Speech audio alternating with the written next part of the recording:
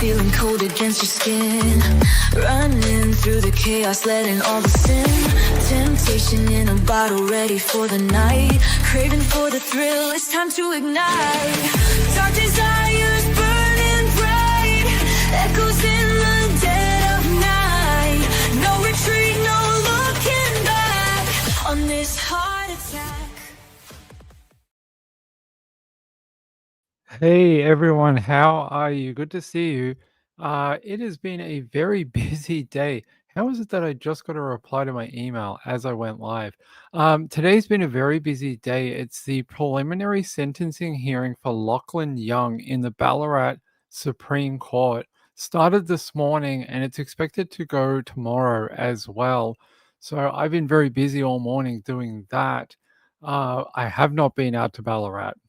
I don't think I traveled out to Ballarat this time. I did not, but it's just been a lot to keep up with already. I will have a separate show on Lachlan Young and what happened today in court and what happened tomorrow during the victim impact statements that should take place tomorrow throughout the day. I should have that tomorrow for you. So there you go. That is what has been happening. But tonight, I want to sort of talk about something we don't get to talk about that often. I want to talk about the hurricane that's going over Florida. Well, Florida, not Florida right now, but it could potentially go over Florida later. It's currently heading up through the Bahamas, and people request because I know whether we can talk about it. And I was like, okay, well, I don't mind sharing some of my weather knowledge with you and talking about what I do know. So I thought we would start by doing that. Let me get set up. So there we go. Yeah, as you can see, so I'm going to take you through some of the knowledge that I have in relation to weather. If you listen and sort of remember certain things, you'll be able to like look at weather and be able to um, do it yourself. If you, it's not that difficult. It's sort of just remembering certain rules, and it's like anything. When you learn it, it's not that difficult. It's just sort of just remembering what you have to look for and things like that. All right, so this is windy, and this is our infrared view. Infrared tends to work really good at nighttime because you get a cleaner view of the hurricane. See, I can change it to the visible satellite, but you can see we don't get a very good look at it. We do get an okay look at the eye here, but not overall. It's very hard to make out what's going on. So we switch it to the infrared, which gives us a much easier view of the hurricane. Now, I'm going to play it for you. I'm going to wind back about an hour. Can we play this? All right. So here you see the eye moving, and it doesn't look too bad, although you're getting a bit of a wobble here. You sort of see this symmetrical circle starting to like not look so symmetrical. It's starting to look a little overly in some places, and that can mean a couple of things. See, as I move it back and forward, you can kind of see how the eye wall is sort of wobbling here. And I was trying to have a look at what I thought this meant, and it can mean a few different things. I thought, okay, maybe it's going through what we call an eye wall replacement cycle and intensification, rapid intensification. Well, it's already a Cat 4, so they're saying it will end up a Cat 5. So I don't think we're going to see rapid intensification because we've already sort of got to that point. It's already a Cat 4. And then I was like, well, maybe it's going to start hitting through an eye wall cycle. And when it looked through here, if I can get to the screenshot I want, there was one that was, I think it was this one here, where I thought it may have started closing off this bottom south section of the eye, but I think what's actually probably happening is it's making a turn north, and at least I think so. I think it's starting to make this turn and head up a little bit further north, and I think that's what we're seeing. So why I think that is because the eye here still looks very clean. It's not when you start seeing what we call an eye wall replacement cycle. An eye wall replacement cycle, you'll start seeing the breakdown of that eye, and it'll start losing that symmetrical circular shape. It'll also start becoming really messy inside, but we're not seeing that right now. It's extremely clean on the inside. If I change the visibility here, you can almost see straight down to the ocean surface. There's not a lot of like scud cloud or low level clouds like getting sucked into that eye area. It's very, very clean, and it's got what we call like stadium effect, which is where you can see straight down through the eye here. So I don't think, at least I don't think right now, it looks pretty stout. I don't think we're getting that just at the second. The other thing I noticed is it's very symmetrical on the outside too. These are the two things you want to look for in hurricanes. Hurricanes are symmetrical. So you want to look at that eye and you want to make sure it looks like a circle, perfect circle. And then on the outside of the hurricane, the closer you can get to a perfect circle again, you're getting that symmetry throughout the hurricane. And that's what it looks like right here. We've got a really nice, what we call a buzzsaw shape on this hurricane right now, and that denotes how strong it is. So it's quite a strong hurricane. Cat 4 right now, supposed to be Cat 5 later on, and it is definitely winding up. So I think we'd probably see at least, yeah. See, this is when it was starting to have like a little bit of, if I run it through here, you actually see it was looping a little bit. Look, see where the eye moves? It almost moves south a little bit. Go away. It almost moves south a little bit. Ah, come on. It's not being our friend. Yeah, it almost looked like it did a little like a bit of a loop, and then it's going to probably go north as it like heads to the island up there. So yeah, it definitely had a bit of a wobble in it at one point. God, they really want you to pay money, don't they? There you go. We get into the visible. So it's rocking a little bit. You see that little bit of a wobble here. Yeah, a little bit of a funny move on it. See how it looks like it's going that way, but it's dipping a little bit. I think we will eventually see a turn in this. Yeah, it's interesting moving pattern. You just see it surging north though. Look at that. And you see all that growth on that north side too. That real thick banding on here. Very, very thick banding. Looked a little better like here, very compact, very circular, and then it sort of expanded a little bit. You see here, as it's getting closer to this island, you're getting this sort of like thicker side on the north side here. Um, really severe hurricane, very, very severe. So yeah, it is quite you can hear the lightning going off in the radar. So you can kind of see what's going on right now. It is very severe. Let's see, what is it? 212 knots in the center, 246K. It is a hell of a hurricane. Uh, these islands already being impacted by that really tight banding up through here. And if we zoom out, even up here, look, the outside of this hurricane is pushing bands further up here as well. So these will probably come and connect through here. They probably are connected. You just can't see it on the radar. But look how far these banding moves up through here. So there's Cuba, there's the Dominican Republic, there's Jamaica, and look even to the east of it here. That is just crazy, crazy amounts of severe storms. So this thing, it doesn't look like it's slowing down anytime soon. What can slow it down? I think that would be a good thing to talk to you about. What can slow it down? Could Jamaica slow this hurricane down? Not really. When you get a hurricane like this kind of strength, category 4 or higher, an island of that size probably not going to slow it down. It'll slow somewhat as it reaches any type of land that are that friction between the hurricane and the land, any type of landmass will disrupt its natural progress, and you will get a dampening of the acceleration of the hurricane. But you're probably more looking for something that has some sort of like really bad shear. Anything like another system coming from the north. I don't see anything. Do we have a synoptic map? S- yeah, let me look at the satellite. Let's zoom out.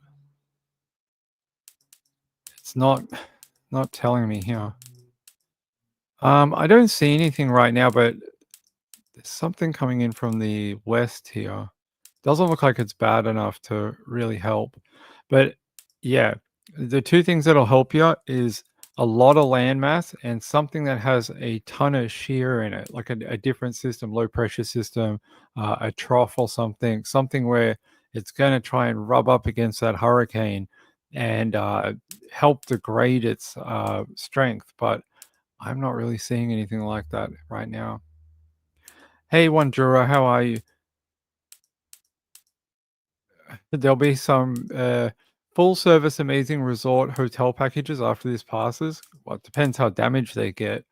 It really does depend. Yeah, it's definitely going to get better before it gets worse. I want to see if I can just find a spaghetti map. Um,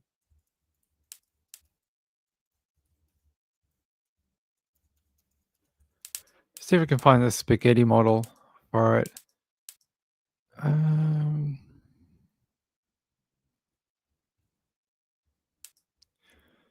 I don't think we can access it on Windy, unfortunately. It's not giving it to me here. Hmm.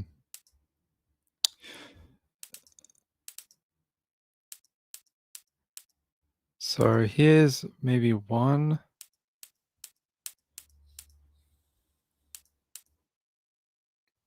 So okay, I don't have a spaghetti model unfortunately, but here's one of the past. I can't find a newer one. This one was a few hours ago now. So you see as it heads up through here, this is sort of the path they think it's going to go. All it would take for it to come off the path a little bit further to the northwest, and it'll come up through Miami. But right now, they look like it's probably going to take a sharp north, a northeasterly turn, and head up through here. And you do see a degradation in the category, and that's probably because it has to pass so many what we talked about before, land masses, and it's going to hit like one, maybe two, three, and then a bunch of islands through here. So that will probably do it. That'll probably degrade it somewhat. Yeah, Hurricane Dorian, I remember that. Yeah, it basically it stalled and then started to wobble and it didn't really go anywhere. And I think it had a system to the west of it that was like pushing on it and it was making it basically sit because it had really nowhere else to go. And it was sort of just waiting to go north. I'm just trying to find if I can see. Okay, here we go. All right. Oh, that's not very clear. That's a really shocking photo. Let me see if I can get a better one.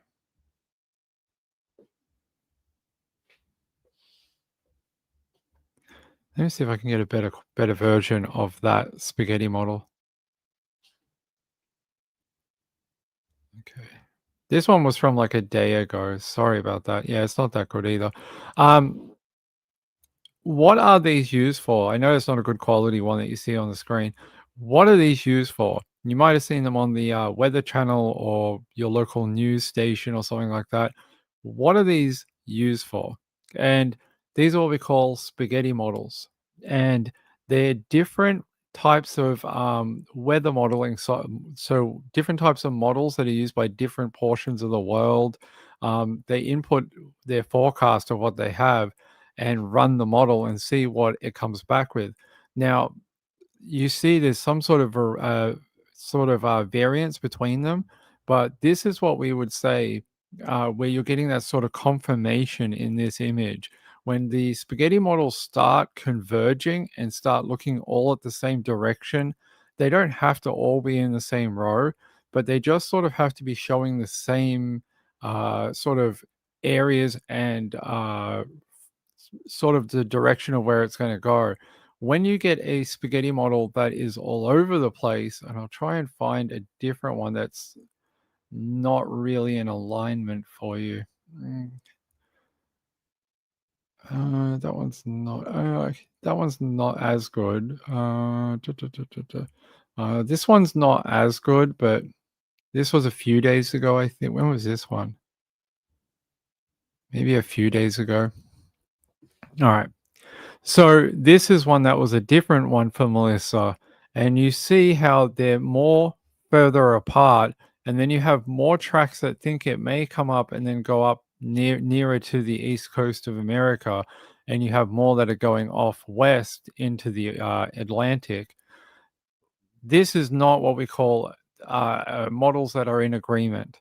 So what you want to look for is that other one where it's tighter together. They look like they're all going to give a very similar forecast. That's when you know, okay, there's enough information and enough agreements between the models. I know it's not a great copy, but there you go. You sort of see it on this one. They're tighter together. You don't have that vast spread where you've got some going east, some going west, some doing a loop. Yeah, these are much more in agreement. So that's what you're looking for. So if you ever see these on TV, you're looking for when they all look very similar and it's tight together. So you want to see all those lines like really close together and in the same direction. When you see them shooting off west and east and north and south, that's when they're not what we call not in agreement. So that'll help you when you see on the Weather Channel and they've got the spaghetti models up, you'll now be able to know and have a bit of insight into what does that actually mean. And that's what it means. It means that they're in a better agreement. Yeah, here's one. I think this was a couple of days ago. Yeah, here we go. So a couple of days ago, you can see how like spread apart they are. You even have a couple here from the UK model heading out into the Gulf, heading out here, and they're going to pass up through the Cuba and Mexico here, and actually head up through the Gulf, and then head on to the west side of Florida. I see. This is not what we'd call in agreement. Although they're in agreement in the early section down here, so they all agree that it's probably going to go west and then turn north, but they can't decide on at what point that turn is going to happen, and they can't decide if it's like 18 hours, 24 hours, and that's a very vast difference. So some of them have it turning as early as about 8 hours and going up through the Dominican Republic. And then you've got some that look like they're going to turn in about 18 hours and head over Cuba and go north. So much less in agreement than the ones like for the last 12 to 18 hours. So when they get tighter, they're not as spread out like this. It means there's more like confirmation. Not perfect. It's just one of the tools that forecasters have to look at weather. And yeah, so that's what you can look at. Let me look up one from recently.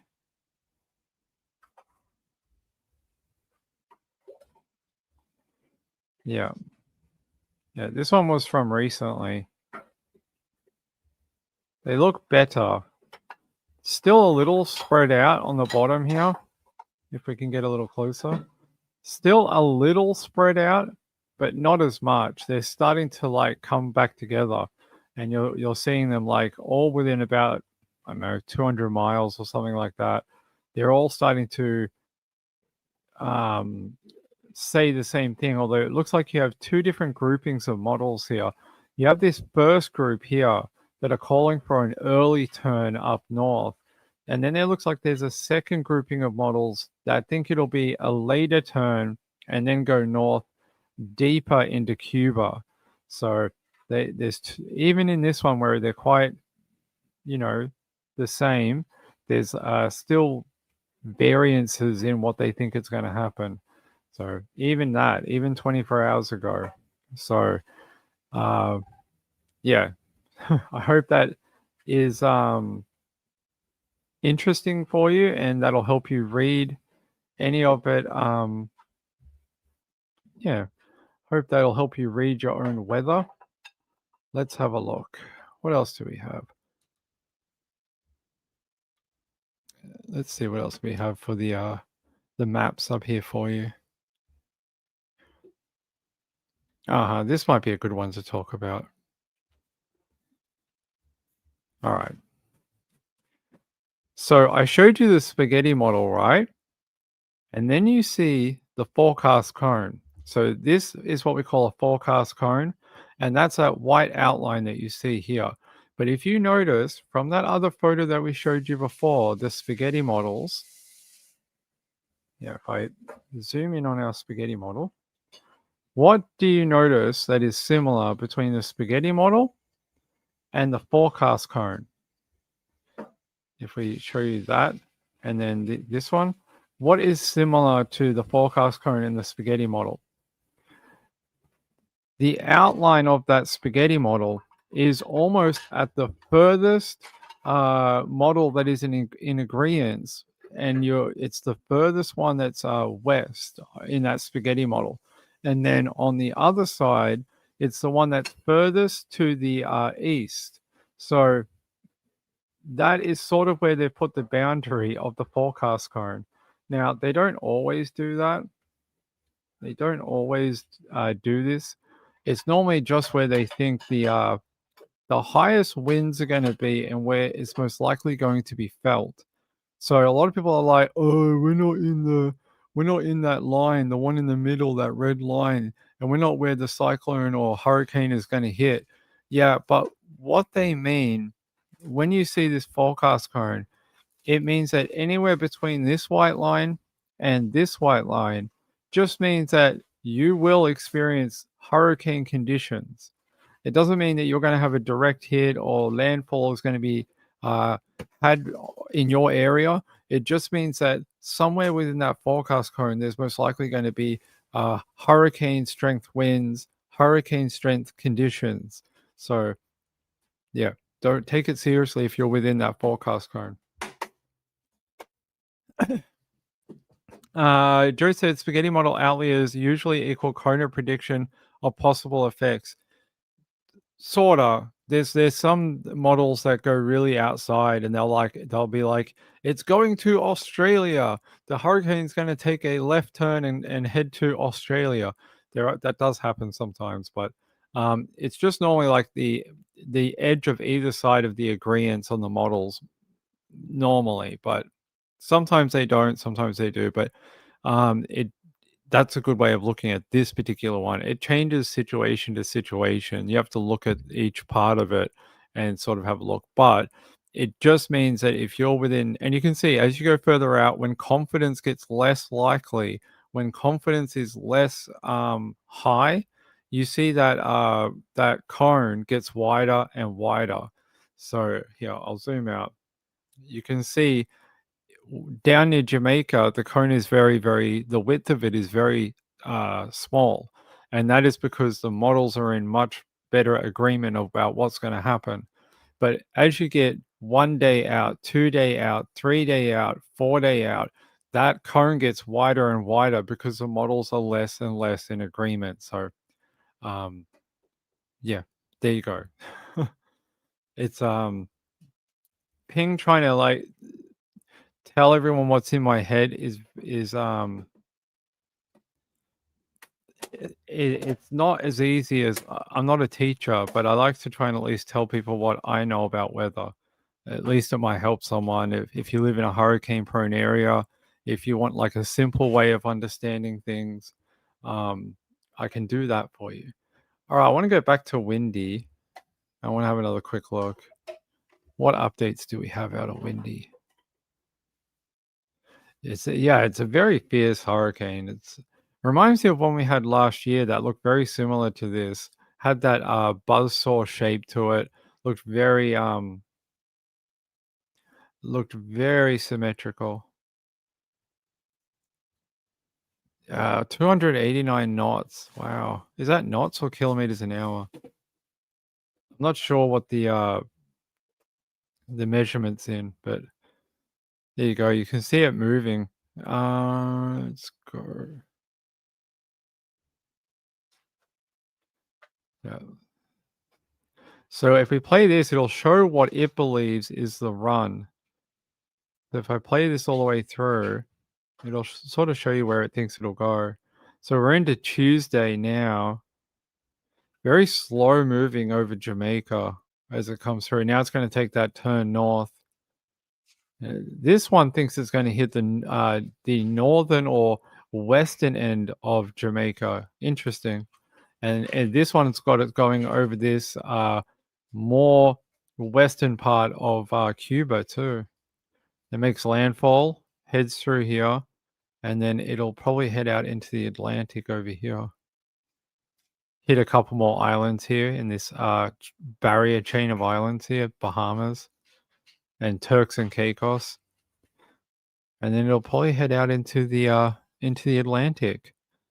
So chances of a USA landfall, pretty slim. Something really drastic would have to happen, and it would have to go against all the modeling and forecasting. So I don't think so. Although if I zoom out, you can see sort of the spread of how far some of the effects from the hurricane will be. Some of these places on the East Coast will feel parts of the hurricane. Like it won't be like Category 4 in Connecticut, but you'll get some days that'll be disrupted. So, all right. So chances of a USA landfall pretty slim. Don't think it's probably going to happen. I think we're probably more looking at our friends in Cuba, Jamaica, and the Dominican Republic, and hoping that they're going to be okay. It looks like Jamaica might take a hell of a hit if it does go through this north part right here. That's the landfall. They're saying late on Tuesday. There you go. That looks like that's what it's saying is the landfall point right there. Savannah Lamar. And that's a very coastal place. Got a lot of rivers, got a lot of water too. And if it hits here, could be very bad inundation. I would say that storm surge here would be pretty catastrophic. Let's see. And then you would have, when it exits over here near Montego Bay, you get like a reverse storm surge as this moves off into the north. As the winds and that come around onto the backside of the hurricane, you'll get almost like a reverse storm surge a little bit come up through the bay as it pushes onshore. So they've got a couple of river systems and in the bay, low-lying areas. Look right here, all this low-lying beach areas up through here. They might have a problem too. So you might actually have two areas that I would think would need a lot of help and being checked on during the hurricane. So, hey, Danny, how are you?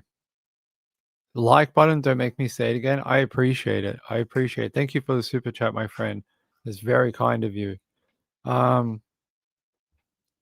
Ceviche. I have never had ceviche in my life. The idea, I mean, I don't mind. I don't mind like sushi and things like that, but I don't know about eating a whole bowl of citrus cooked fish. I don't know if that's something I really want to do. I feel like there's so many better things to eat in life than uncooked food. All right. It's like when they chop up the mince and then put the egg on it. It's not really my thing either. Let's see. I want to see if we can find something else for you.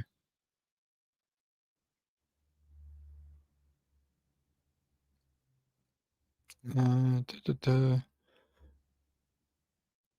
was hoping we might have the. Oh yeah, we can go here. Okay. National Hurricane Center. We can look up the National Hurricane Center and see what they got any advice right now.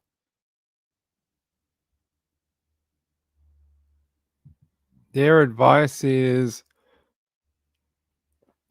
for Jamaica, seek shelter now. Damaging wind and heavy rainfall tonight and Monday will cause catastrophic and life-threatening flash flooding and numerous landslides before potentially devastating winds arrive Monday night and Tuesday morning. Extensive infrastructure damage, long duration power and communication outages, and isolation of communities are expected. Life-threatening storm surge and damaging waves are expected along portions of the southern coast Monday night and Tuesday morning. Haiti and Dominican Republic, catastrophic and life-threatening flash flooding and landslides. They're also calling for uh, no storm surge for those places, but they are saying there's going to be just an absolute buttload of rain, and this could cause flash flooding for the region. And then eastern Cuba,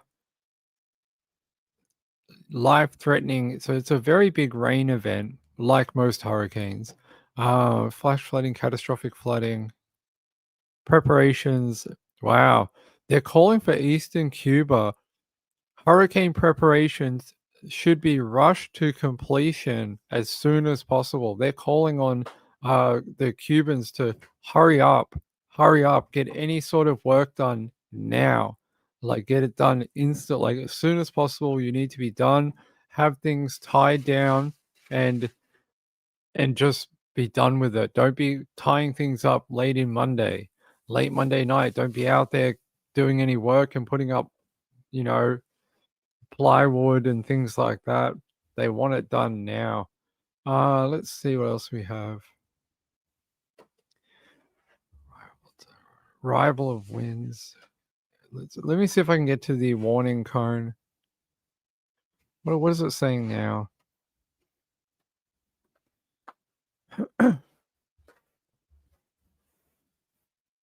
This is the latest update. So 8 p.m. Monday still is going to be just south, or maybe making landfall into Jamaica, on maybe just south of Jamaica. 8 a.m. Tuesday looks like it's over there, and then 8 p.m. Tuesday, 12 hours later, it's going to be up near Cuba, and then by the morning it should have crossed over Cuba. So it's once it gets a little further north, it's going to run very quickly. You're looking at about 12 to 24 hours. Between 12 and 24 hours, it's going to cross two different countries. And bring, unfortunately, looks like devastation to both of them very, very quickly. So, give me 1 second. Hold on.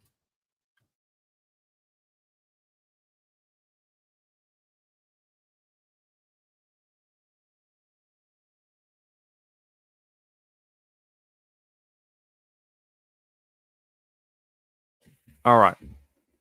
There we go. By the way, the 49ers did not do well today. My Niners had a horrible day. Let's see, what else we got? All right. Open this for me. There we go.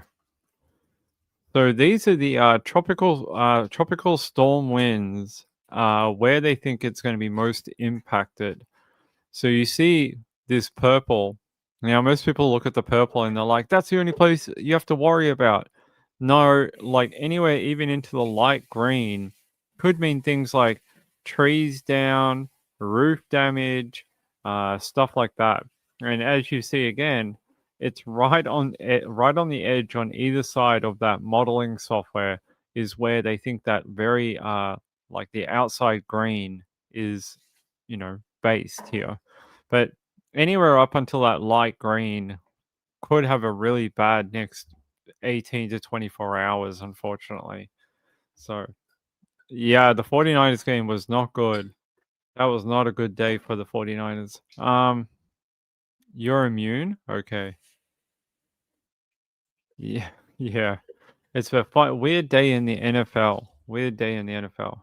All right. So let me have a look here. So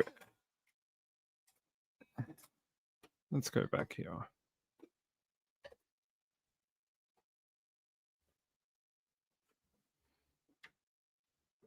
Oh, don't do that. Let me get back to my hurricane tracker. All right. So it's still going to say it's going to make landfall as a Cat 5. This one actually has it going. The middle of that warning cone has it coming through here. But as we saw on that other one, it looks like it wanted to go further north, but it says it's going to head up straight through here. I'm just having a look at the can we do aerial? Oh, stupid thing. There we go.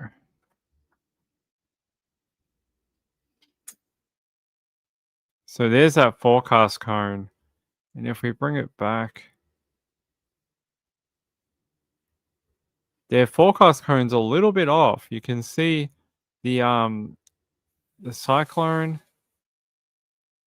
just off from their tracking. So there you go. There's the eye, and this is their forecast track. So like I said, their radar was their future radar was showing it a little further north than what their official track was saying. I don't know. That's the thing. We'll find out probably in about 8 hours. Will give us a better idea. Yeah, so we thought it was going to go north through Savannah Lamar.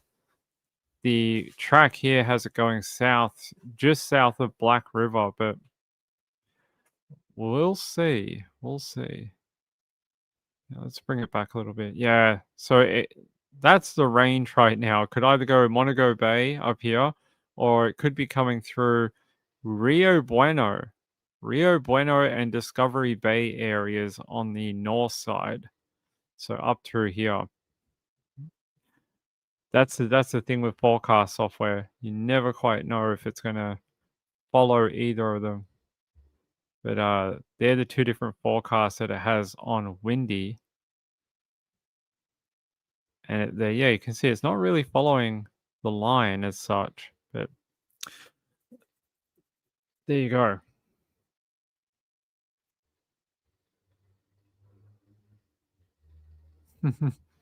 The models, yeah. I mean, this one doesn't even agree with its own forecast software. Like I was just saying, they're very far apart. I don't know why. It maybe just the model they use. But as you can see, like there's a forecast track. This might be the Hurricane Center track, and then their actual forecast software is going against that. So we'll see. But look, the best information you're going to get is between 8 and 12 hours beforehand. Anything post 12 hours is your percentage of being wrong increases. It just does, because within the 8 to 12 hours you start getting really good information. And one of the ways to get the information is with the hurricane hunters, but I don't think they're out tonight. Let me have a look. Shall we see if the hurricane hunters are out tonight? Let's see if they're flying around. So we go to military and filter. Weird. I'm not seeing them out. I don't see NOAA. Oh, there's a government shutdown. I wonder if that means they won't fly. Hold on, let me type that in.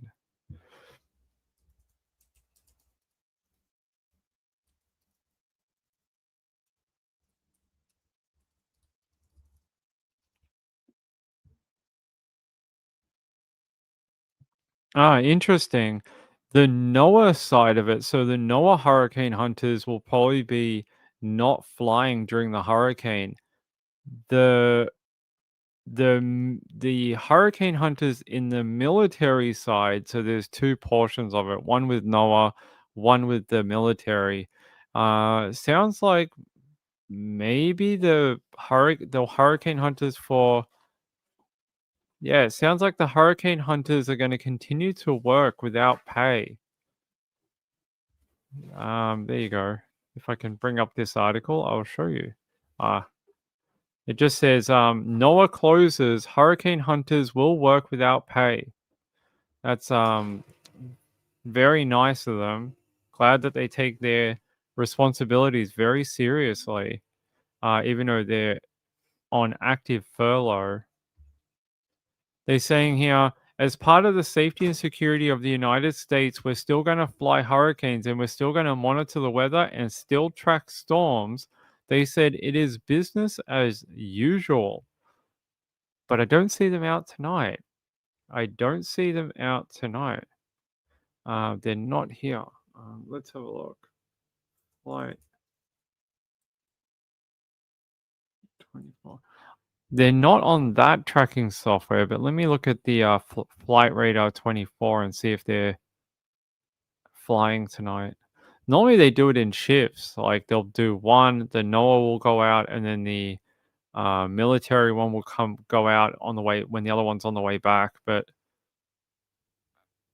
I don't see either of them tonight. There's no aircraft that I can see around Jamaica right now. Let me see if there's one flying from Biloxi. Yeah, I'll show you my screen, but I don't. Not seeing any. See, there's Jamaica, but there's nothing flying around it because of the hurricane. But I don't see a military aircraft anywhere. Might be this one. Who's this? No. So they're not flying tonight. I don't know why. Could have something to do with the shutdown. Who's this? That's not their plane. Yeah, I don't see. Yeah. No hurricane hunters out tonight. Maybe they're having a night off for the football. Yeah. No one's flying out of Biloxi. Out here near New Orleans and Louisiana. I can't tell you why there's no hurricane hunters, but not at the moment. Maybe in the morning. Maybe in the morning. Are you saying you're in Jamaica? That makes sense. But yeah, I don't know what's going on. Normally, when there would be a hurricane that's like this big, even when it gets to Jamaica, they're normally flying flights from Florida. So there's two different places that they fly the hurricane hunter missions from. One is in Biloxi, and then one is in Lakeland, Florida. So you'll either have NOAA flying out of Lakeland, although sometimes the military lands there too, but not that often. And then you'll have the one, so one will come out from NOAA on its way back after dropping the probes in the hurricane. Then you'll see another one come out from Biloxi, and they'll cross paths as they're coming back. So you'll often see them fly near each other as like one checks off for the night and the next one comes in, and they sort of run it on 8-hour shifts. So it'll be like 8 hours for military, 8 hours for NOAA, and they cross and go back and forward like that for the whole time there's a hurricane. But no one out tonight. Rachel said, or maybe a break for fuel. I don't know. It's odd. Normally when it's this close to the US, they're normally flying. And I don't see it. Here, check this out. This is with a military filter across the USA. This is the quietest I've ever seen the US airspace for military aircraft. There's like 4. There's a helicopter, whatever this is, a plane, another plane up north, a tiny little Learjet here, and then another plane near New York. But that's it. 4 planes across the entire USA. That is pretty rare. Pretty rare. Probably something to do with the shutdown. Kathy said, would you fly in a military jet? In a Hurricane Hunter? Sure. Because it's a giant aircraft. It's not like a jet. in one of those Blue Angel aircraft that do like the speed of sound thing? No, I'm not going to do that. I do not want to get G-lock and pass out in the airplane. Hey, good to see you. Good to see you. So that's your update. We'll probably do another update for the hurricane tomorrow as it crosses into Jamaica. But that's all I have for you tonight. It's a quiet night tonight with the hurricane. So let me get back to my weather radar, not weather radar. Yeah, there we go. What?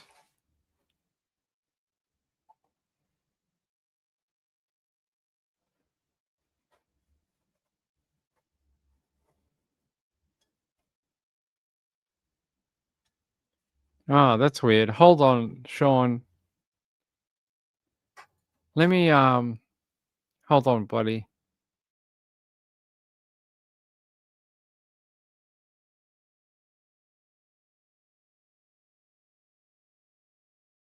Sean, let me see what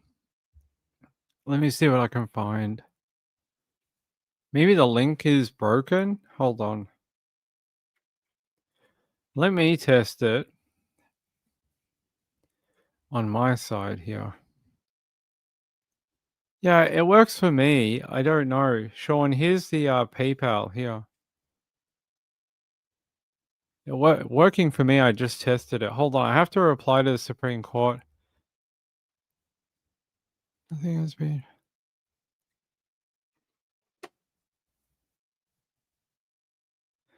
Thanks a lot. Yeah, hold on, guys.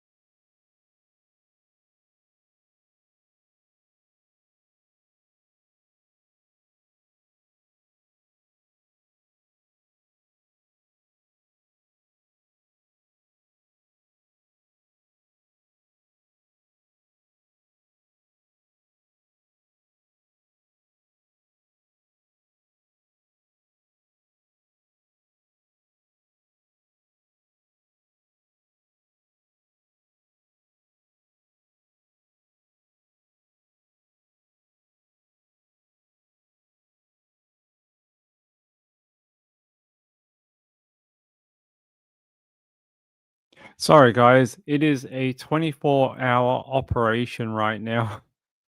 We've got a live case at the moment. I'll talk to you a little bit about that actually while we're just hanging out.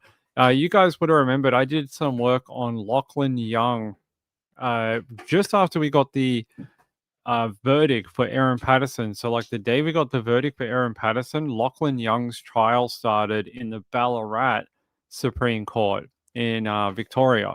So hey, hey. So in the opposite side of Victoria. So Morwell was the eastern side of Victoria. Ballarat is on the western side of Victoria. So it was like the opposite side of Victoria for that one. But we're heading back out to Ballarat early next year for Samantha Murphy. Same courthouse as the Lachlan Young one. Lachlan Young is going through preliminary sentencing hearing. So what is preliminary sentencing hearing? Well, you might remember from when we had Aaron Patterson and we did the preliminary sentencing hearing. That was the hearing one before sentencing, as the name suggests, preliminary sentencing hearing. So it's always the one before the person actually is sentenced for their crime.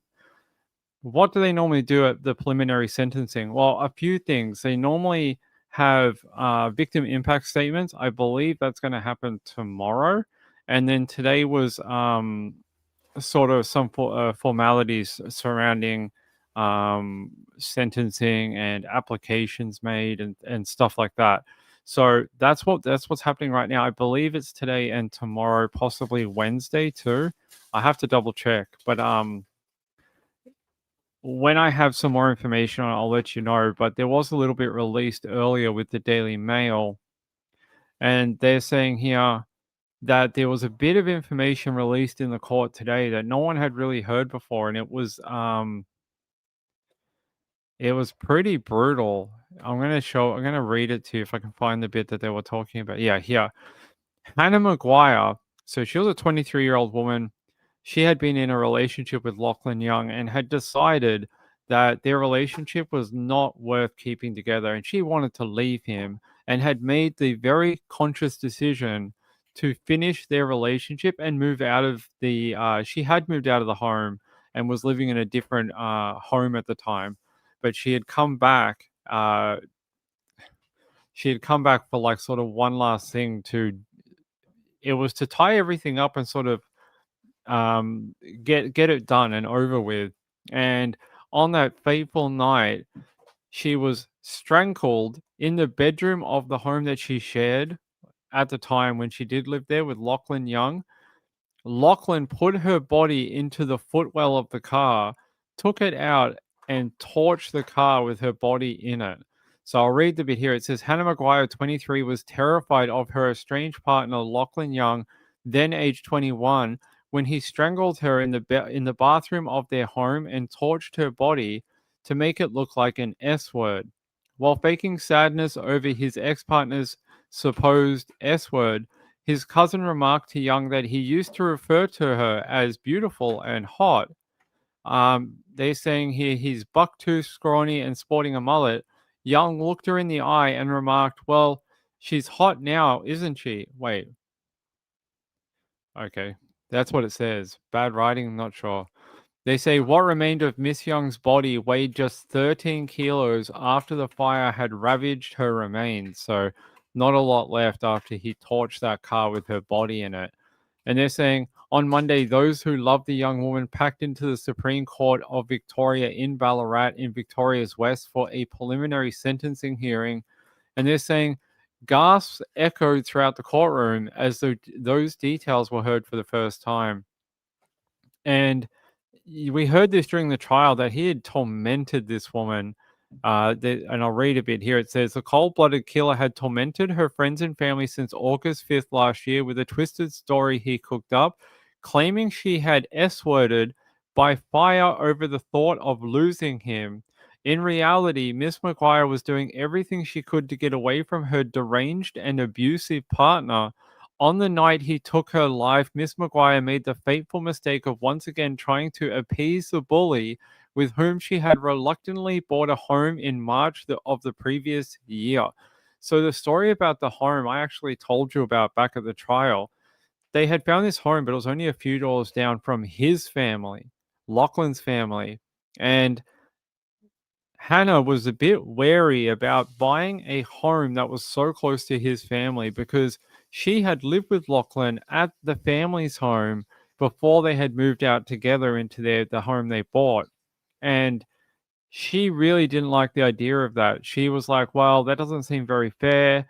How come you're so close to your family and have so much support on your side, but it seems like I'm being a little bit isolated here? And she didn't like the idea. But again, she appeased the bully and abusive person that Lachlan is and agreed to get the home with him. But it ended up being the place of her death. So really, really awful.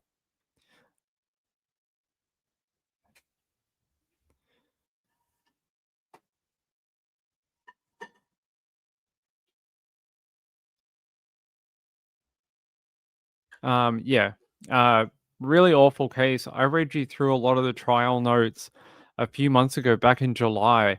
I read you through the opening statement, some of the, some of the testimony from her father, from the father and the mother, and I read you through a bunch of the really horrific details that we got a very short trial. So if you don't know the story of this trial, it only lasted for about 8 days. And after the seventh day, Lachlan chose to plead guilty to end the trial. So he ended his own trial by changing his plea. That plea was accepted by the court, And that is why we're now in the sentencing stage. He was never found guilty by a jury because he changed his plea during the trial. And my speculation is, after reading all the court documents, is the evidence in those 8 days of the trial was so overwhelming that he realized he had nowhere else to go. And not only was it overwhelming in those 8 days, the information that was going to come following that was going to be even worse. So the information that would be in the public domain through reporters, through people like Ping, was going to paint him in even a worse light than what had already been done. Like, I've been told some of the details that were going to come in that evidence were just much worse than we'd even heard in the first 8 days. So it was really going to be a bad time for him in that trial. So I will bring you more of this. I'm waiting on some court documents, and I'm waiting on tomorrow. The hearing will continue, and we should get victim impact statements tomorrow. So I will actually report on that tomorrow as soon as we're out of the court session for Tuesday. Now, when we talk about DV in relationships, we often talk about language used and how sometimes language can be a type of abuse that can sometimes be worse than the physical abuse, right? And they go into it here and they say he hadn't even tried to hide his contempt for Hannah Maguire, abusing her routinely in front of family and friends, saying things like, "Fuck off, Hannah, you don't know anything." And in June 2023, one of Miss Maguire's friends overheard Young talking to her on a FaceTime call, and he said to her on that FaceTime call, "You're a fat whale." Young called Miss Maguire a fat slut and told her to work faster and cook me dinner. By then, Miss Maguire had already made her mind up to leave him, but was struggling to work out how to safely escape Lachlan. She did obtain an intervention order against him in February that year, but Hannah knew it was not worth the paper it was printed on. Like a lot of young women who turn to the courts and police for help, they soon realized that these AVOs or ADOs, or there's a few different ones, that they don't protect you as a young woman or anyone in a violent relationship. These are just so someone can be held accountable after the fact. They don't save you from the abuse. They don't save you from being murdered. They don't save you from being hurt. They just mean that if someone knows what happens afterwards, or it's reported, or there's a murder, or you get so beaten up that you're sent to hospital, that someone will be charged over it. That's all it means. It's not a shield at all. It doesn't help the victim at all. It only really means that someone may be charged with a crime. That's all. It's not a panacea to anything. So it's very sad that she even knew that in her very short life on this earth. Yeah, the court heard that Young tormented Miss Maguire with endless calls, stalked her, and performed burnouts outside a house she had moved into after leaving him. By the way, look at this. This was the scene of the crime. This was the, I guess, where the burnt out car was located. I'm trying to see if we have any other photos. Here, look, here is a photo of Hannah and Lachlan when they bought that property. This was the home that Lachlan wanted, but Hannah didn't really want to live there because she thought it was too close to his family. So, an awful story, really, really awful story. It's one of the hardest I've ever had to report on. Reading some of the details in the court documents was depressing, hard to read. You know, hearing about this, what he'd done to this young girl was, you go, he's so young, 20, just in his early 20s, and he's already treating women this way. And you go, what would have happened if Hannah did break up with him and left him, right? And like, how many more women would he have abused if he was never found out about his DV? very sadly ended up killing Hannah, his first serious sort of partner. He killed her, murdered her, burnt her car, burnt her body in the car after strangling her in the home that she never wanted. That's where he killed her after she'd already left him. Very, very sad case. It's one that really affected me reading through the court stuff. And I mean, we only got 8 days. Some of those days were very short. There was actually some evidentiary proceedings which uh, we weren't able to report on, is the way I'm going to word it, because the media weren't there, is the way I'm going to present it, but the jury were. So that's all I'm going to say about that. The jury saw stuff that the media didn't, and there were very short days in court, but the days we did hear were horrific. Actually, I might have something here from the trial. Hold on, let me check my notes. I do. Lachlan Young here. Let me see if this is the right one or not, and I'll read you some of it.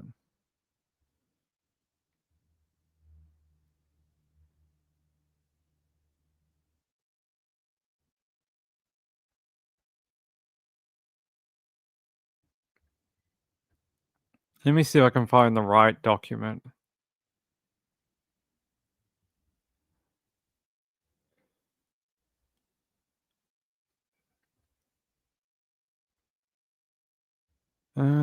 Da, da, da, da, da, da. Um, okay, it's not the right one. Yeah, okay, this is not the right one. I will find it, and when we do a big episode on Lachlan Young tomorrow at what might be the conclusion of the preliminary hearing tomorrow, I will write some notes overnight to accompany that video for you guys, so you guys will get a more balanced look at Lachlan Young. There's no DP in Australia. Australia wide, we do not have any capital punishment. There's there's no DP here. The most you can get is life in prison without parole. There is no sparky chair. There is no spicy injection. None of that happens here. Like Aaron Patterson, the most you can get is life in prison with a parole date, life in prison without a parole date. That's it. No DP. We don't do that here. Although there is DP, but just not in the court version of it. Hey, did you laugh? Stop laughing. Stop laughing. She laughed. I heard her laugh from over there. Yeah, there you go. Woman of Steel said, why in the hell did she go back if she was all moved out? Because he was harassing her. Even after she moved out, he was harassing her, and he was like, come visit me. Oh, you need to pick up your stuff. Come over. Or if you come over, I'll stop calling.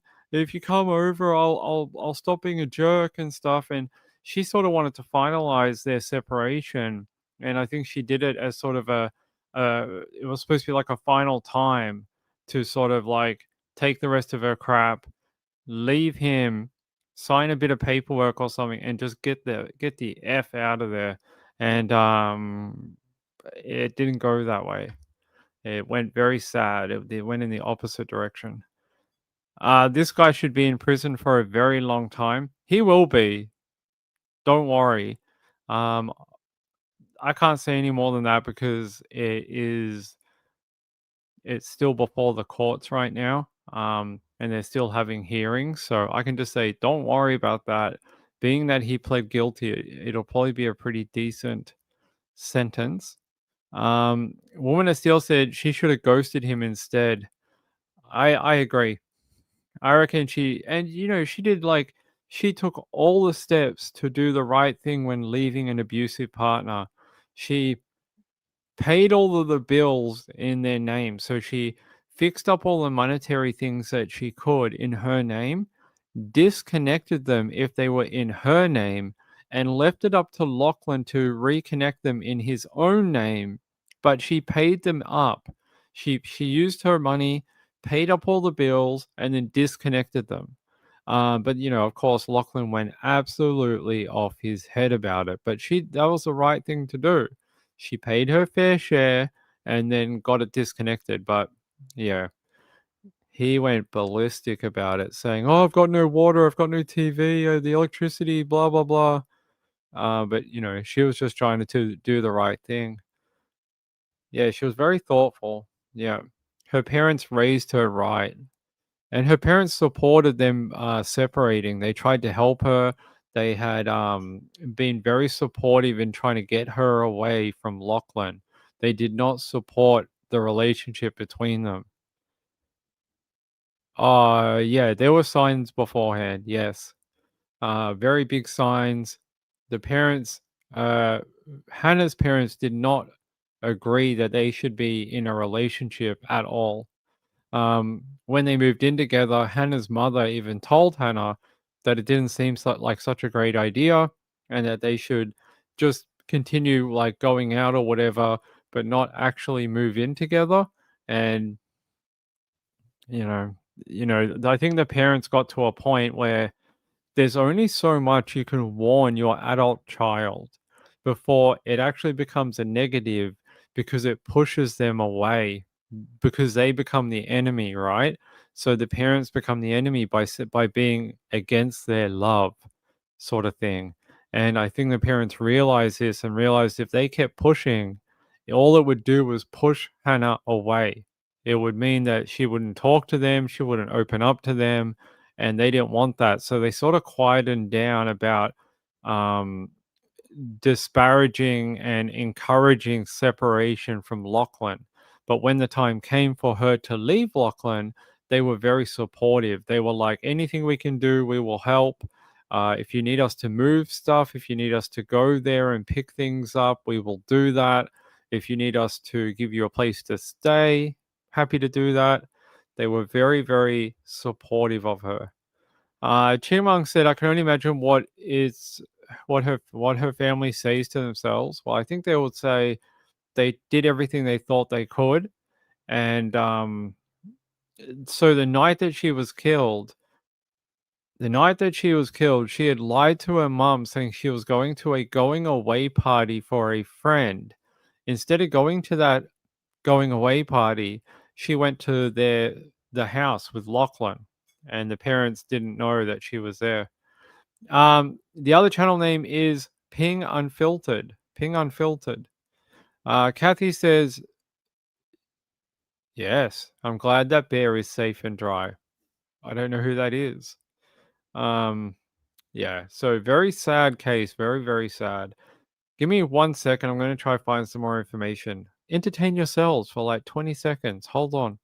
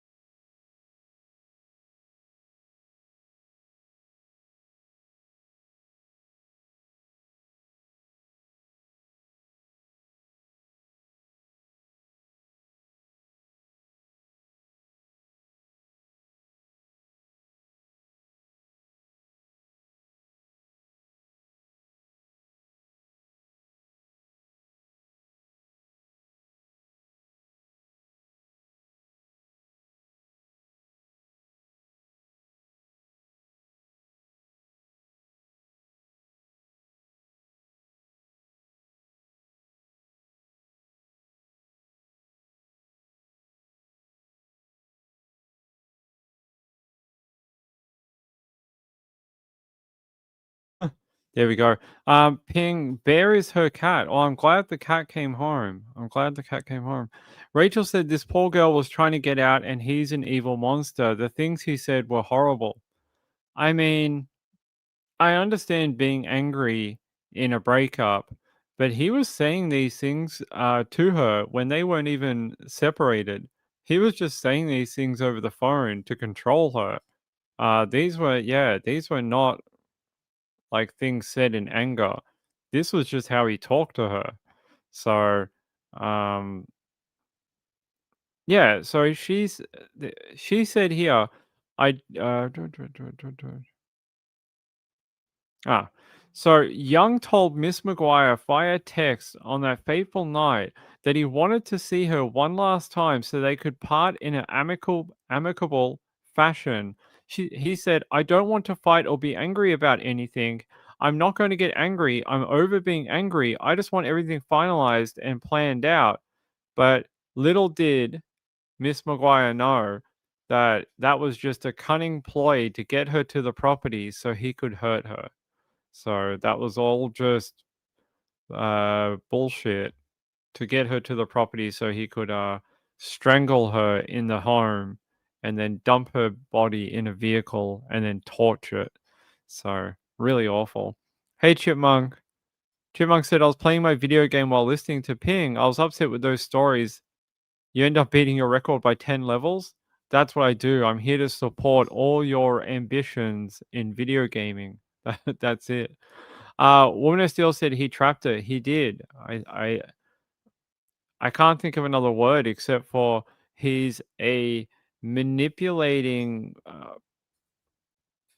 abusive partner. I think he's also very conniving, and he uses some of the details that I heard. He used weaknesses in Hannah, things like how she felt about herself, doubts and fears that she had about herself as a person, and he turned these around and weaponized them against her. And this was part of the abuse that he did to her, was weaponizing her vulnerabilities, and he did it in such a cunning way that she bought into it over and over again. It's a really sad story. It really is. And like he did it, I think I've told you this one before.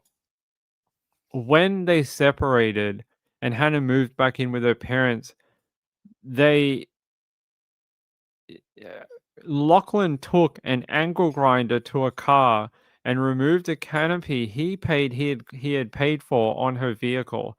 So to be the big tough macho man, he walked out with an angle grinder and cut off the canopy with an angle grinder instead of doing it properly. Like, so you could demonstrate what a big boy he is. You know, I go out there with the sharp tool and lots of sparks and fire, and look how much of a man I am because I make lots of noise, and you know, look how cool I look. Like, such a very sad excuse for a man. Winner still said, "Do you think he'll get life without?" I can't tell you. I can't. We're sort of under the Actually, no, I can tell you. We're not in trial. Yeah, I think he'll get life in prison.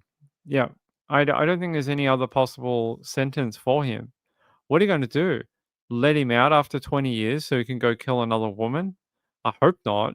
I think Hannah deserves better than that, and I think her life is worth more than that. I think he deserves to never see the light of day again. I mean, look at his age. He was in his very early 20s and he murdered a partner and abused her for years, ever since they were together. What upsets me even more is his bitch ass family that did fuck all to help her, that did nothing to call out his bullshit behavior at all, ever. They just insulated him consistently, and made it seem like he was always in the right.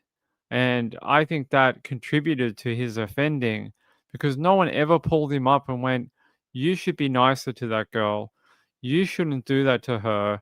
Maybe you could be like a better person. We get talked about all the time in Australia about standing up when we see things that are not right in relation to uh, DV, treating women poorly, things like that. And I don't believe anyone ever pulled Lachlan up that he would listen to and ever told him that what he was doing was wrong. And that is very frustrating. That is very frustrating because maybe if someone had beat it through his head from a young age that you don't do this to women, maybe it could have been different. Maybe. Yeah, I suspect that is probably true. Um, Winterstell said, "I don't think there is much there to rehabilitate." I know. Sorry about the swearing, but this particular case gets me so angry. It's it's shocking that at 23 and whatever he was, 20, 21 or whatever it was, that you could do this type of thing and think that it's okay. Think that this is how you do things. Think that telling your friend you were going to roofie Hannah so that you could kill her, strangle her, scare her, whatever you actually intended, and think that that's okay. Think that that's how we do things. It's really awful. His mom probably didn't have healthy relationships. I don't know too much about his family. Um, I I would just say that I think he had very poor role models, and I think the people he surrounded himself with just okayed the behavior that he did, and sort of bros before hoes, and fuck them bitches and stuff like that, and look at that bitch, look what she's doing to you, bro, all that type of thing, and I think that escalated his behavior. Betsy said, "Was he in the courtroom? How did he behave?" Yes, he was in court. He was there today. Um, I don't know. I'm not sure. I will look into that question for you. I don't know. I'll know more tomorrow. I'm not sure how he acted in court today. Like I said, I didn't go out to Ballarat, so I'm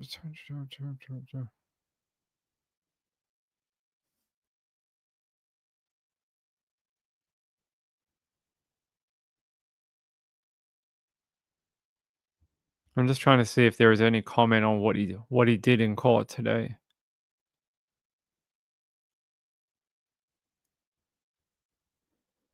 Yeah, I don't see any comment on what he was like today in court. But I'll tell you more tomorrow. Kim says usually abusive men see it at home. Yeah, I suspect that is probably true. Too many are not raising their kids to become healthy young adults. Yeah, I know. I definitely think there's a lot more people to blame here other than just Lachlan. Lachlan's to blame for his actions and what he did to Hannah, but I think there's other people that need to be held accountable. His buddy that knew about the plan, that met him shortly before he hurt Hannah, that had heard what he wanted to do to Hannah, that guy deserves a smack in the face. And um, like his girlfriend said, he's an effing idiot. I agree with her. She's a smart girl. And yeah, I think there's a lot of other people that can be held accountable. Chipmunk said, yeah, he should be charged. That's not my decision. That's up to Victoria Police, and why they never charged that guy, I don't know. Why he never got an accessory charge, I don't know. We had a case. We're also waiting on this week. We'll get a update for Isla Bell. I think it's this week. Yeah, it is this week. We'll get an update for Isla Bell whether that particular case will proceed to the Supreme Court for trial. So it'll head into pre-trial. That decision should come down in a couple of days. That one had something similar where the guy who brought the fridge and helped the guy dispose of the body, he copped an accessory charge. But the guy in Hannah's particular case, Lachlan's friend, never was charged with anything. And I find that strange. I find that odd. How come it's so different between the two cases? Both involve women who were killed. Both involve an accessory either before, during, or after the fact, but only one of them resulted in charges and the other one didn't. So why that happened, I don't know. I don't have the answers for you, but it's something I can ask. I can ask the court whether they know why. I can ask the police whether they're willing to give a comment. We'll see. Yeah, very, very sad. So the court case, this preliminary hearing does continue tomorrow in the Supreme Court in Ballarat. I will be following it tomorrow through the Supreme Court, and I'll do an update tomorrow after the court day. Gaylor said one spoke up after one. What? I don't know if he spoke up as such. I think he could have saved Hannah's life. Had he spoken up earlier, had he called authorities and said that there's this guy, I know him, he's going to hurt his girlfriend, blah, blah, blah. Maybe they could have saved Hannah's life. So I don't know whether he spoke up later means anything. He didn't speak up at the time when he needed to. He didn't speak up when it would have helped Hannah. So yeah, it's January. I'm pretty sure anyway. Am I right about that? Pretty sure it's January 2026 next year.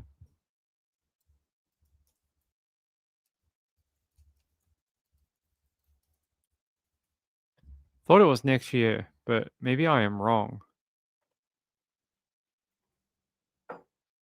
Oh, okay, all right. Normally it's 2 or so weeks after the preliminary hearing. So we may get sentencing for Lachlan Young in November.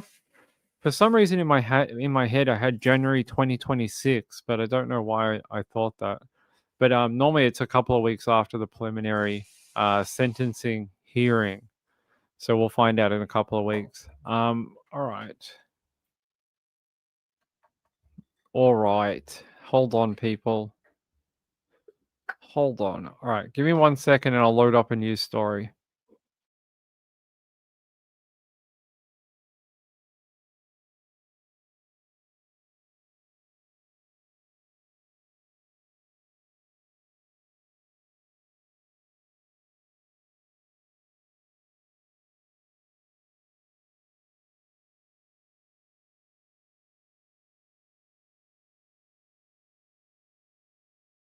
All right. What do we want to talk about on this Sunday night? Should we talk about the football? No. I don't want to talk about the Niners. They were terrible today. I don't want to talk about them. Let's see. What else I got on my list of stories for you? It's been a slow weekend in true crime. Very slow weekend. Let me see what else I have.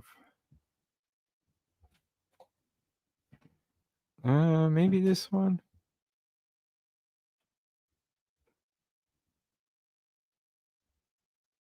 Yeah, we could do this one. All right.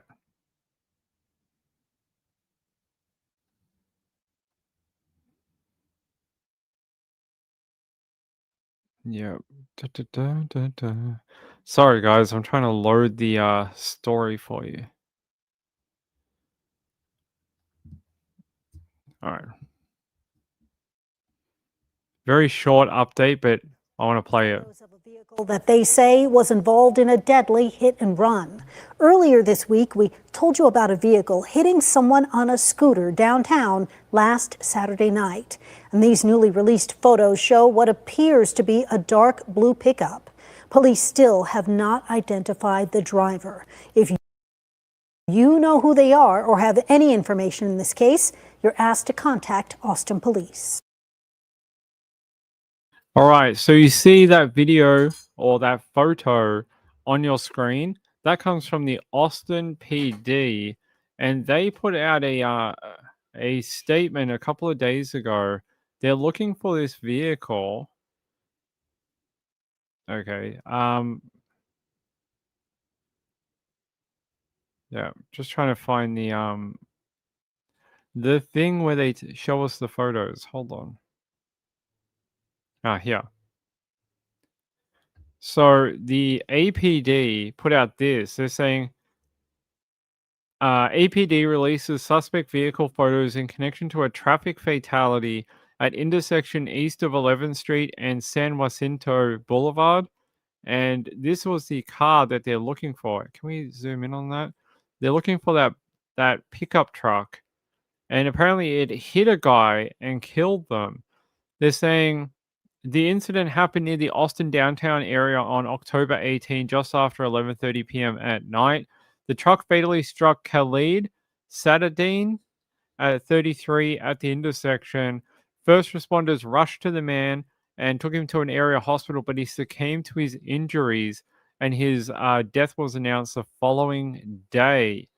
And they're saying they're still looking for the guy in the pickup truck and trying to find out who the person is driving this truck, because they want to charge him over the death, and they can't figure it out. Um, I want to see if KHOU has the.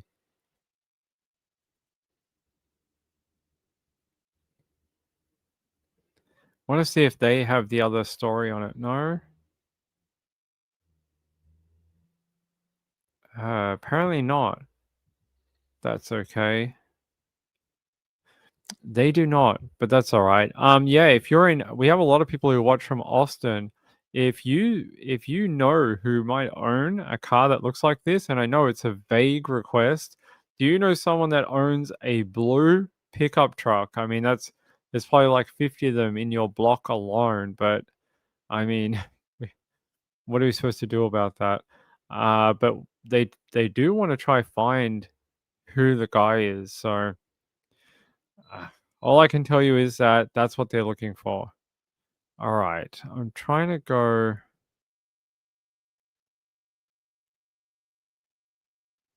There's a guy on the run too. It's a story we didn't get to do the other night. I'm trying to find it for you. No, it's not that one. Here.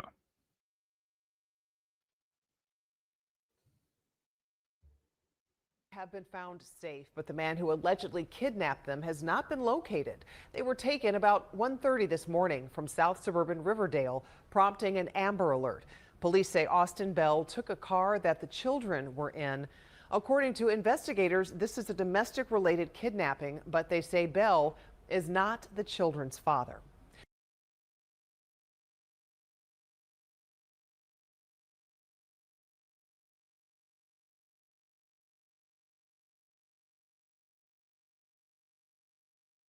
So they're looking for that particular guy. 4 children who were kidnapped in the south suburbs of Chicago early Saturday morning have been found, but officials are still searching for the man who allegedly took them. They're saying 29-year-old Austin Bell took a vehicle that does not belong to him and had 4 children in the back seat, a 10-year-old girl, an 8-year-old boy, a 7-year-old boy, and a 7-year-old girl. Bell is not their father, according to police. Here's a photo of him. They're trying to track this guy down, and that's the vehicle that he took. He took the silver 2010 Acura MDX with Illinois plates, and just decided to up and run away with the vehicle with 4 children inside. Very strange. Why would you try and take children in a car that you have no relation to? I don't know.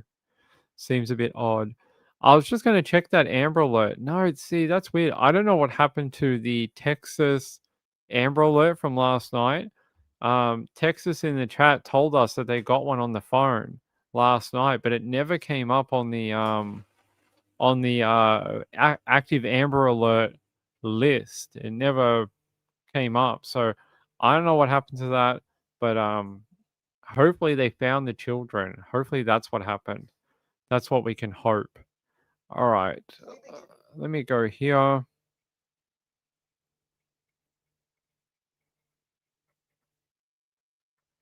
Yeah, so they're trying to find that fella in the photo you see. Let me see if they have an update for 29-year-old Austin Bell. Did they track him down? I don't think they did. No. They're still looking for him. So, yeah. WPDE is saying that, yep, they are still in search of this man. Yeah, I'll put his... There you go. That's who they're looking for. And they're saying that... They're saying if you know about Bell or his whereabouts, you're urged to contact the Riverdale Police Department Detective Division at 708-841-2203. So there you go. Why you would just kidnap 4 children, I'm not sure, but I guess strange things happen every day in true crime. In the world too. All right.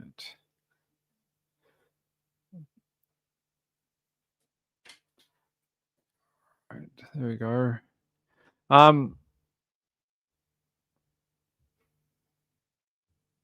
Wasn't this the one? Was this the one they were talking about? No, I think that one was from Texas. I think this is from Illinois. This is not from Texas. So don't think it's the same one that we we're talking about last night. Let me see if I can find another one.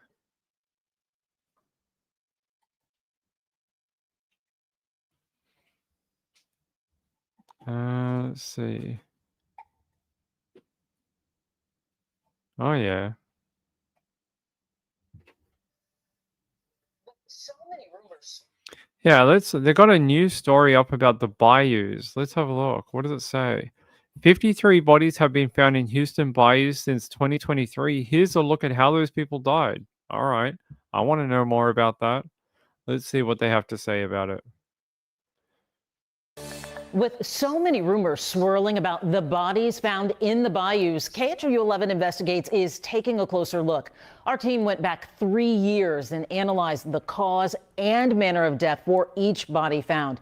Investigative reporter Jeremy Rogowski joins us now with what he learned. Jeremy. Mia, our data comes from the Harris County Institute of Forensic Sciences, the medical examiner's office, which reports an increase over the past 3 years. In 2023, it examined 9 bodies in Houston bayous, 20 bodies in 2024, and so far this year, 24 bodies. Now, here's a breakdown for those 3 years. The manner of death in 23 cases is undetermined, meaning it's not possible to establish circumstances of death with reasonable medical certainty.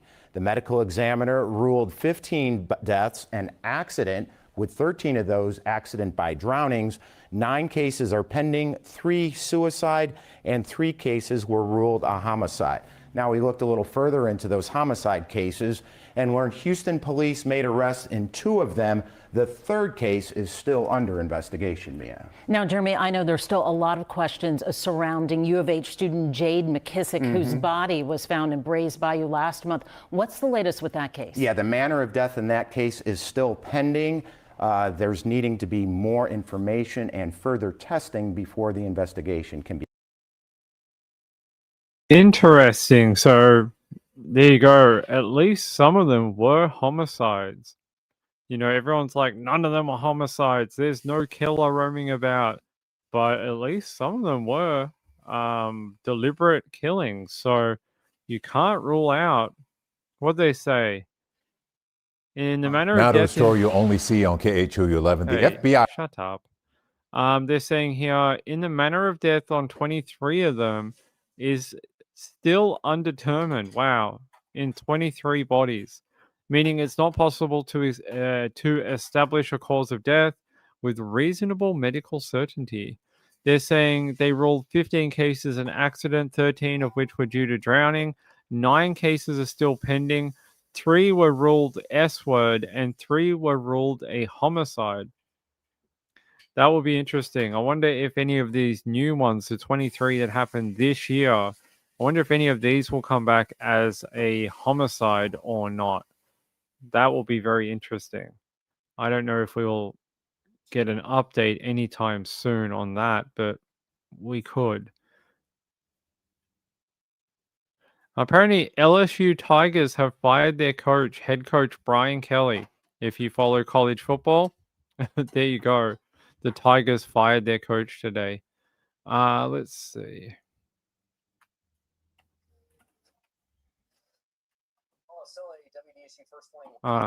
Apparently, New Orleans police are searching for a child reported missing Sunday in New Orleans East. According to police, Ja'Cory Shannon, 7, was discovered missing from his home around 3:44 p.m. in the 7,000 block of Lawrence Road. Police say relatives noticed he was unaccounted for and called police. A photo of the child was not provided. Okay, Ja'Cory Shannon. Let's have a look. Can I find anything about that young kid? Not really. So no further details, but 7-year-old black male child has been missing since 3:44 p.m. Sunday afternoon. So today he's been missing a number of hours, but no photo, no information other than somewhere in the 7,000 block of Lawrence Road in New Orleans. That's it. But hey, a 7-year-old kid, that's no photo. They did not give us a photo. No photo for the child. So I can't help you there, but that's what they're saying. A 7-year-old kid been missing since the afternoon and there's no update. So he hasn't been located at all. All right, hold on.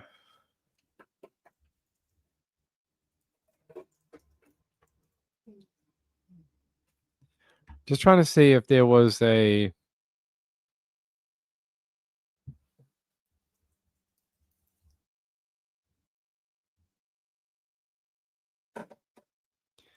trying to see past.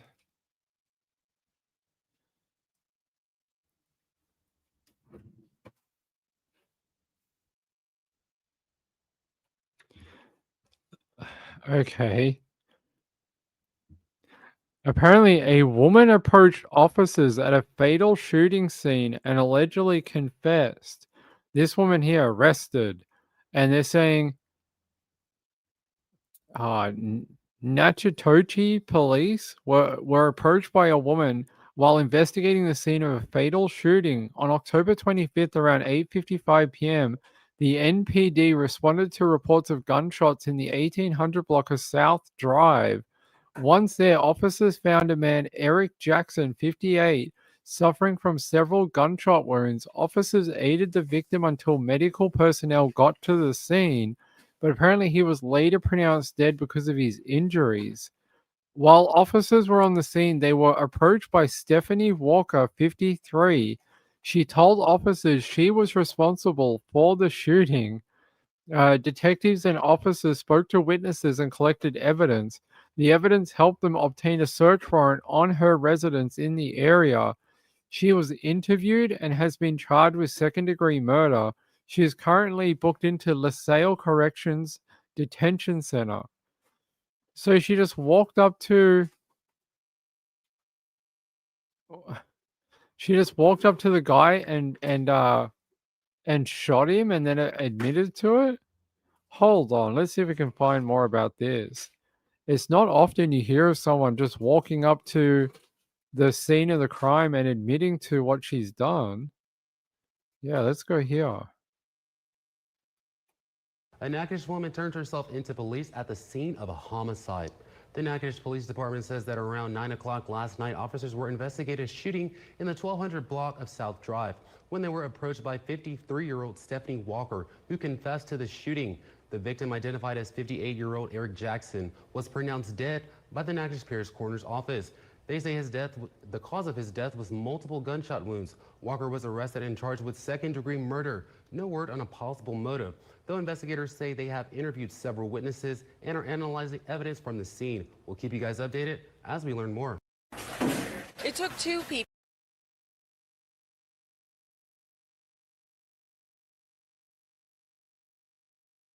There is her photo. Walked up to the scene and just told them, "Hey, I shot that guy." I wish we had a photo of the victim, but we don't. Okay, all right. Stephanie Walker just decided to throw her life away and shot a dude. I can't even begin to tell you why she would have done that. I was trying to see if we had any more information about it. I don't have any more information about it. Yeah, just that she did it and she is now in jail. Very strange story, but hey, I guess at least we can give her credit for owning up. Yeah, that's it. I don't have any more information. That's her mugshot. That's it. So I'm not sure why a woman of that age would shoot a guy and just admit to it, but I guess that's what we want to hear from people. Hey. Yeah, it'll be interesting to hear her side of the story about why she shot the guy and why she felt so guilty over it that she owned up straight away. Didn't make the police investigate or anything, just walked up to them and went, "Yeah, hey, I shot that guy." Very, I don't think I've ever heard of that before. I don't think I've heard of a person, male or female, just walking up to the cops going, "Yeah, it was me. I shot the dude. Please arrest me and charge me with murder." Apparently, the victim was suffering several gunshot wounds, so she didn't even like accidentally shoot him. She shot him several times. Like, no wonder he passed away. But I don't have anything else about Eric Jackson, unfortunately. I can't find anything about him. Can't find a photo or anything. Just her photo. Yeah. People in the comments are saying there's 100% more to the story, and people are saying that their guess is she was defending herself from the guy, but I don't know if that's true. But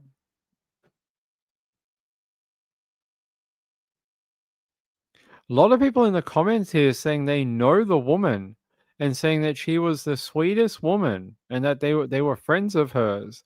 There's people in the local paper saying that there is more to the story and that they would never expect her to shoot someone.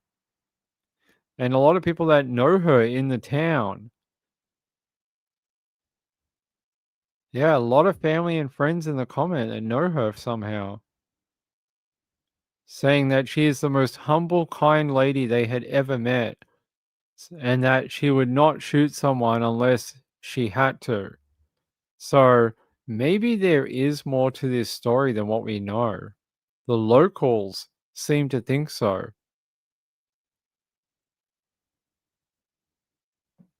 A lot of people in the comments saying she is not a violent person. She is a God-fearing, church-going lady, and that she wouldn't deliberately hurt someone at all. So the locals seem to know that there might be something else going on here. Maybe a self-defense type case going on.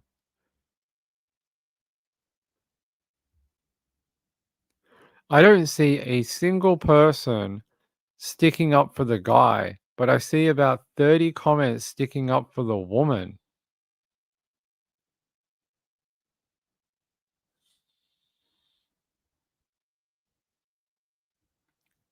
Yeah, crazy. At least 20 comments saying it has to be self-defense. And here, this person, she would not harm a fly unless she was in fear for her life. She would give you the shirt off her back. Another person said she was the sweetest person I ever met. And there are a lot of people saying they knew her for a long period of time. Yeah, there might be a bigger story here. We might find out in due course, but her community seems to know her. And as soon as they saw the photo, they're like, "I know her. That's my auntie. I know her. She's lovely. I know her through the church." Yeah, self-defense maybe? Possibly. Because it's interesting. There's no one in the comments that is like, "Oh, Eric, I knew Eric. Eric, oh my God, I can't believe he's gone." They're all talking about Stephanie. They're all saying how much she's loved, how much she's a nice person, and yeah, you would think there'd be a lot more people talking about the victim, but there isn't.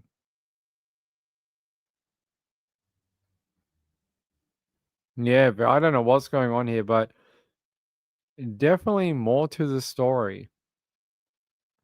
Maybe self-defense, maybe we'll find out in due course. All right, it's Sunday night. I'm going to get out of here.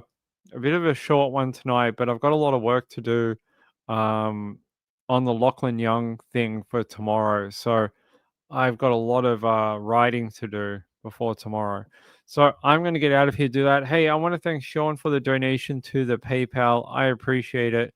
It's very kind to you. I want to thank my friend who doesn't want to be named. Thank you to that person as well. And I want to thank Mr. Dan Yee saying, hit the like button. Yes, thank you, Dan Yee. I appreciate it.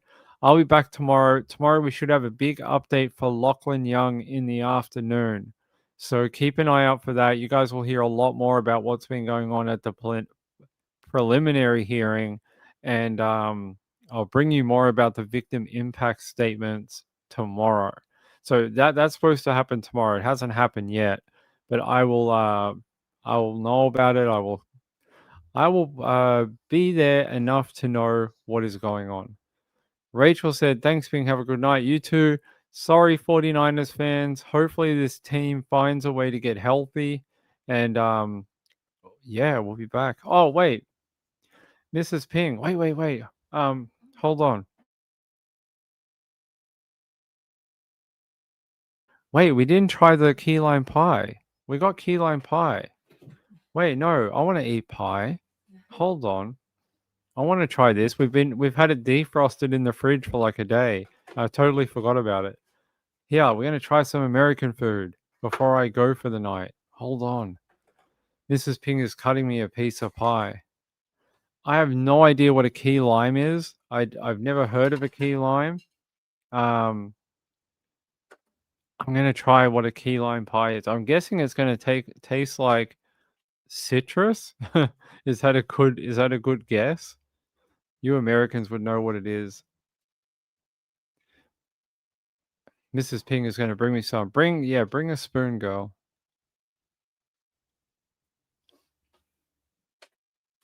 All right, Mrs. Ping. All right, Mrs. Ping has, oh, look, key lime pie. Oh, it's not in focus. Oh, it's not in focus. There you go. Key lime pie. I've never had key lime pie in my life. I don't know what it is. Hold on. Lime pie, I'm guessing. All right. Mm.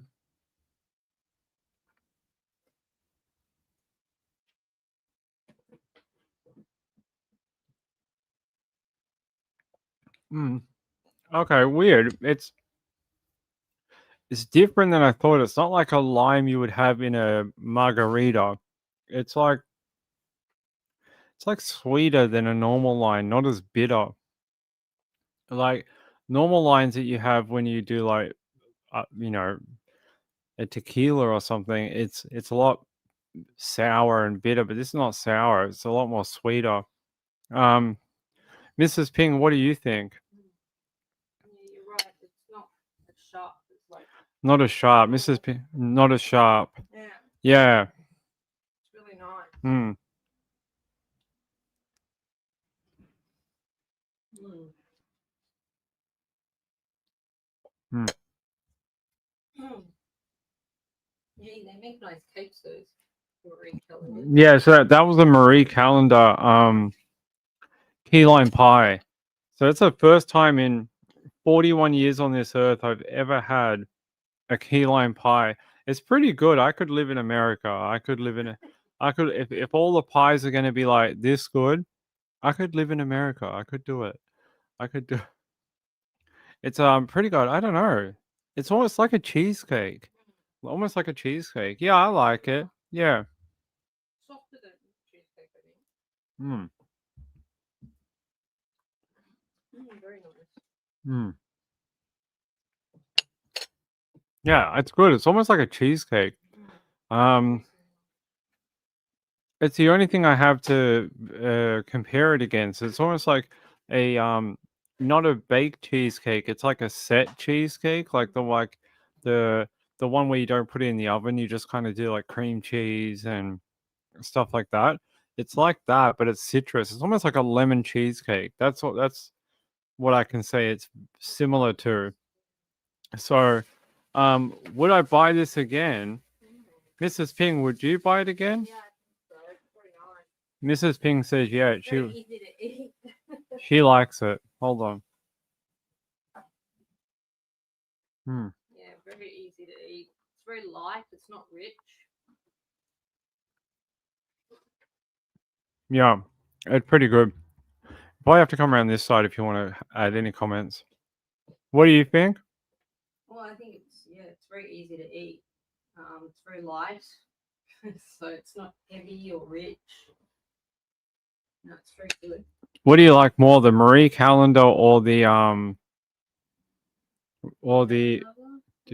have you had another one? What were the salted caramel ones? They were Marie Calendar too. We've got an Edwards strawberry and cream pie that we've got to open and eat at some point too. And we've got toaster strudels too. We haven't tried them yet. We also got some Funyuns. We haven't opened them yet either. We got everything at the moment. You got Edwards strawberry and cream, but we haven't opened that one. Yeah, this is pretty good. This is pretty good. It's pretty tasty. Yeah, I could live in America if this is what you guys eat. Lots of pie. I could live there. Better desserts than Australia. Australia, we just don't eat a lot of pies unless it's apple pie or a cheesecake. Hold on.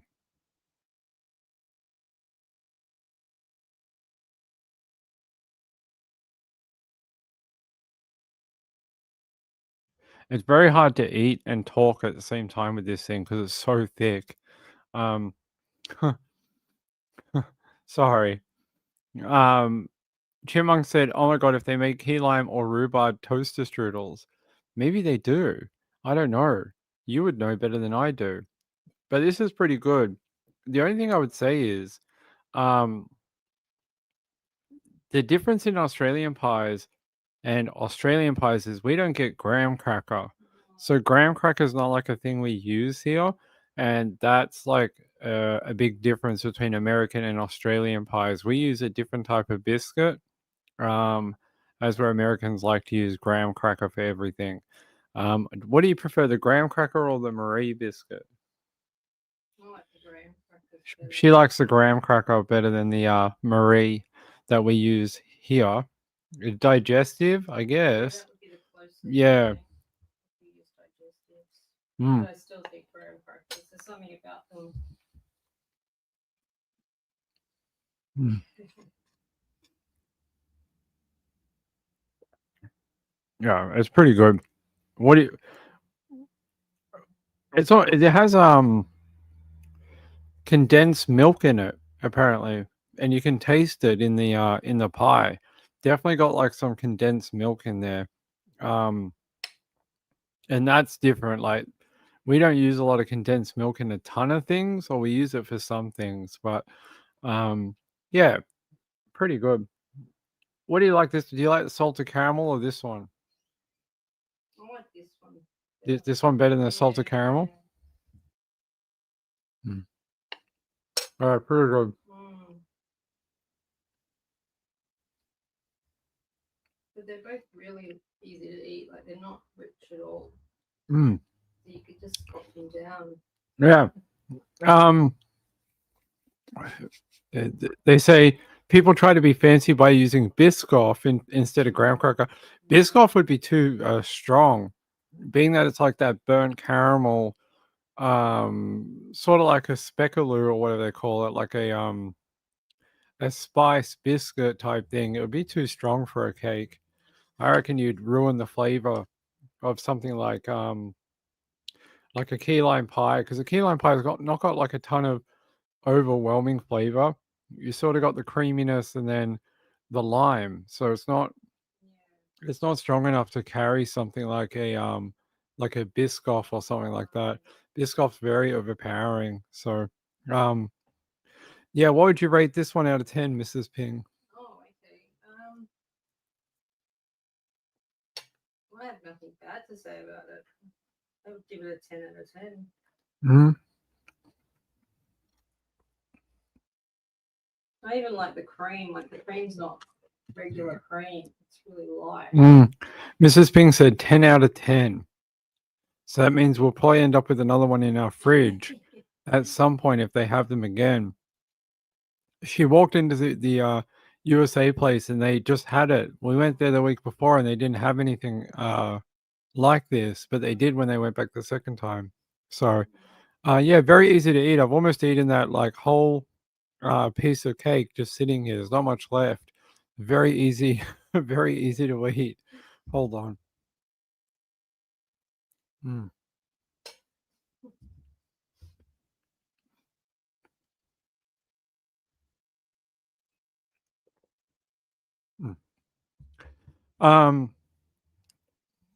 What? Well, you might not see it. Maybe. Sorry, it's quite thick to try and eat it.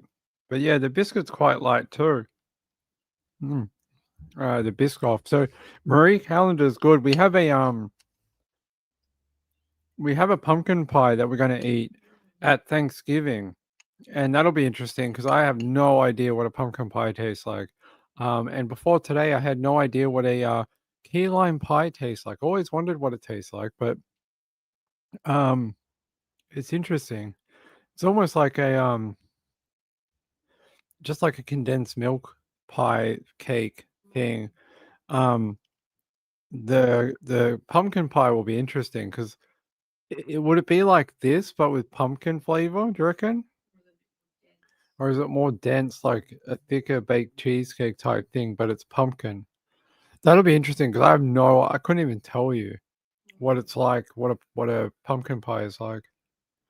Never had any type of pie for potato.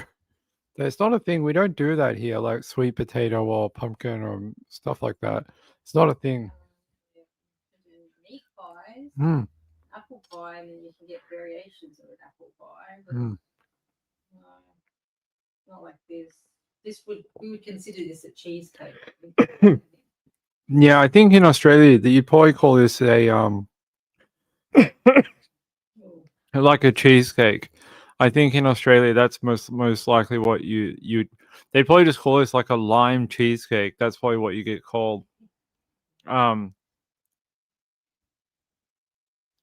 pie is kind of like thick custard. Well, I like custard, so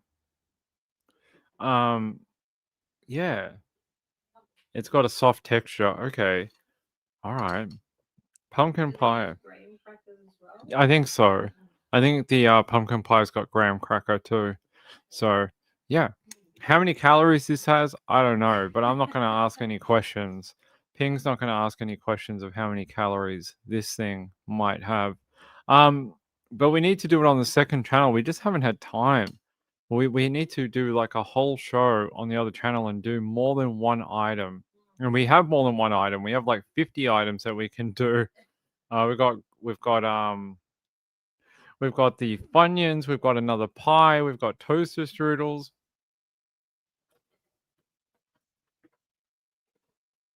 I've even got what is this? 7-Up, zero sugar, tropical. And that when I saw this, I was like, oh my god, it's like all my dreams have come true. 7-Up tropical. So I was very happy. Oh yeah. Mrs. Ping got these. They're like little cookies. Why is that so blurry? These little what do you call them? They're like Pillsbury soft bake cookies. So Mrs. Ping likes those. So that's what she's eating. So Funyuns are great with a sandwich. The potato chips and sandwich thing is not really a thing here, except if you go to Subway, they do that. Yeah, the tropical 7-Up's really good. I'm like, next time I go back, I'm gonna have to buy another box of them because I've already drank like 4 of them. They're really good. It's like really nice. It's got like that tropical hit, and then you get like sort of a bitterness to it, which I quite like. So, why do you guys always make me hungry? I blame all of you. It's all of you.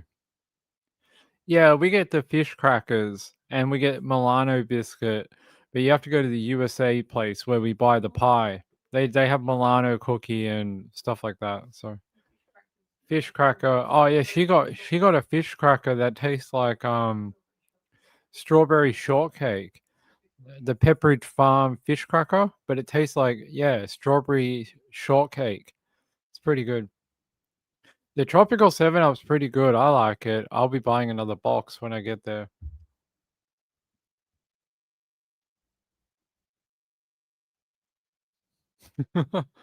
All right, Joe. All right, it's 5 o'clock. Well, I'm gonna get out of there.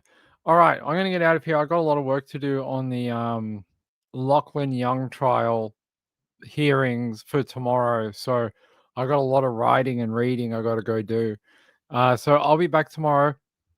I'll see you then. We'll have a big update for Lachlan Young tomorrow.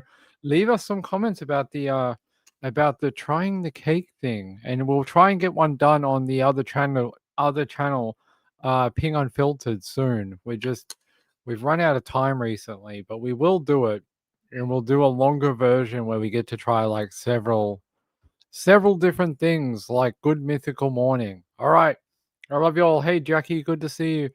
All right. Good night. Bye. Sorry, Billy. Sorry, Bonnie, about the noise. Good night. Leather jacket feeling cold against your skin.